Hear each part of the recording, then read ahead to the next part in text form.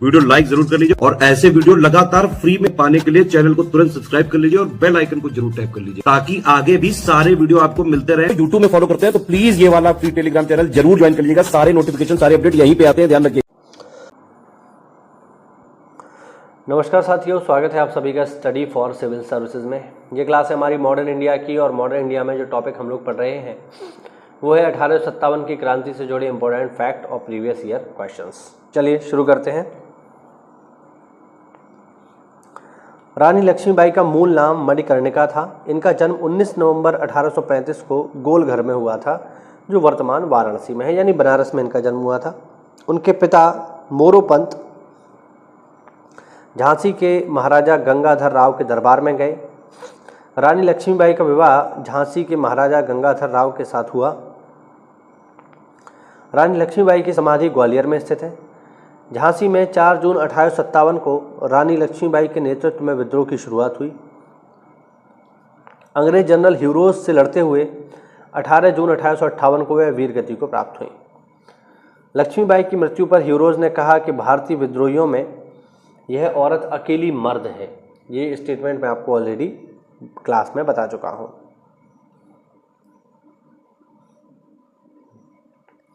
लखनऊ में विद्रोह का प्रारंभ 30 मई 1857 को हुआ। विद्रोह का नेतृत्व बेगम हजरत महल ने किया। उन्होंने अपने बेटे बिजरिस कादिर को नवाब घोषित किया। अंत में 21 मार्च 1858 को कैम्पबेल ने गोरखा रेजिमेंट की सहायता से लखनऊ पर पुनः अधिकार कर लिया। 5 जून 1857 को कानपुर में नाना साहिब, जिनका मूल नाम है धोधो पंत, मैं आपको बता चुका हूं, को पेशवा मानकर स्वतंत्रता की घोषणा कर दी। नाना साहिब को सेनापति तात्या टोपे से बहुत सहायता मिली। अजीमुल्ला खां नाना साहब के सलाहकार थे। अजीमुल्ला खां को क्रांति दूत के नाम से भी जाना जाता है, ध्यान रखना। तात्या टोपे को रामचंद्र पांडुरंग के नाम से जानते हैं। इनका जन्म महाराष्ट्र में हुआ। तात्या टोपे को 18 अप्रैल 1859 को फांसी की सजा दे दी गई क्योंकि इन्होंने क्रांति करी थी। आउवा के ठाकुर कुशल सिंह ने 1857 की क्रांति में अंग्रेजों और जोधपुर की संयुक्त सेना को पराजित किया। 1857 के विद्रोह को गालिब मिर्जा ने स्वयं अपनी आंखों से देखा। गालिब मिर्जा का जन्म 27 दिसंबर 1796 को आगरा में तथा मृत्यु जनवरी 1869 को दिल्ली में हुई। 1857 के स्वतंत्रता संघर्ष में ग्वालियर के सिंधियाओं ने अंग्रेजों की सर्वाधिक सहायता की। 1857 के विद्रोह के समय भारत का गवर्नर जनरल लॉर्ड कैनिंग था, जैसा कि हम लोग पढ़ चुके हैं। विद्रोह के समय लॉर्ड कैनिंग ने इलाहाबाद को आपातकालीन मुख्यालय बनाया। लॉर्ड कैनिंग भारत में कंपनी द्वारा नियुक्त अंतिम गवर्नर जनरल और ब्रिटिश सम्राट के अधीन नियुक्त भारत का पहला वायसराय था। 1857 के सिपाही विद्रोह को भारत में प्रथम स्वतंत्रता संग्राम के नाम से, ब्रिटेन में इंडियन म्यूटिनी के नाम से अभिहित किया गया।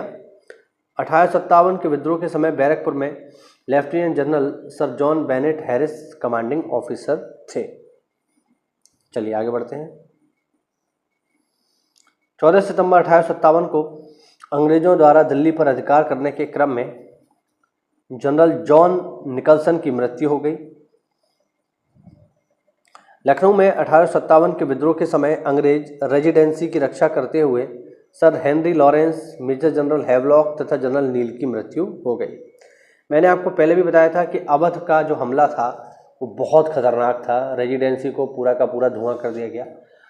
रेजिडेंसी वो जगह थी जहां पर अंग्रेज निवास करते थे। 1857 के समय भारतीय स्वतंत्रता आंदोलन के सरकारी इतिहासकार सुरेंद्र नाथ सेन थे।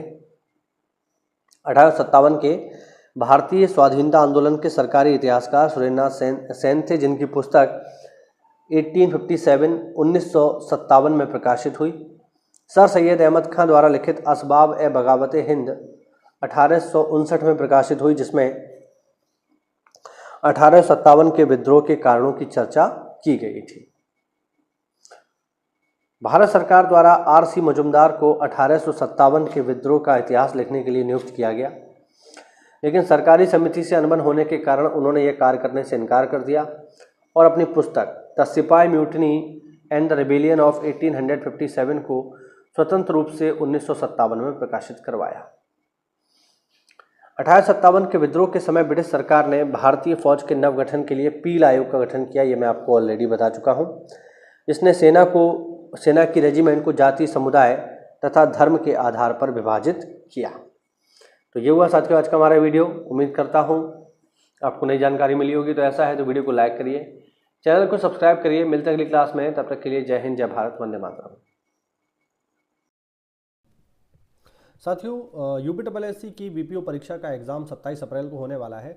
तो इसके लिए स्पेशल बैच लॉन्च कर दिया है स्टडी फॉर सिविल सर्विसेज में। इसमें आपको बहुत ही कम समय में और बहुत ही कम पैसे में आपको कंप्लीट तैयारी करवा दी जाएगी पूरी की पूरी। यहाँ पर आप देख सकते हो मेंस का कंप्लीट स्टडी मटेरियल बैच आपको मिल जाएगा केवल 800 रुपये में, जिसमें आपको VPO के लेटेस्ट ट्रेंड और पैटर्न के अकॉर्डिंग और ऑफिशियल सिलेबस के अकॉर्डिंग सारे के सारी चीज़ें दे दी जाएंगी। बेसिकली 3 चीज़ें आती हैं इसमें, पंचायती राज आएगा, कंप्यूटर आएगा और उत्तर प्रदेश स्पेशल आएगा।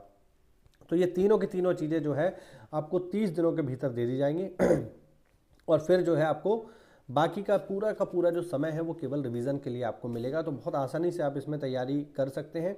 आपने पहले से तैयारी कर रखी है तो आप चाहें तो केवल टेस्ट सीरीज भी ले सकते हैं। मात्र 400 रुपये में इसमें 20 फुल लेंथ टेस्ट सीरीज आपको दे दी जाएंगी, जिसमें सिलेबस के अकॉर्डिंग मोस्ट एक्सपेक्टेड क्वेश्चंस आपको लगवा दिए जाएंगे।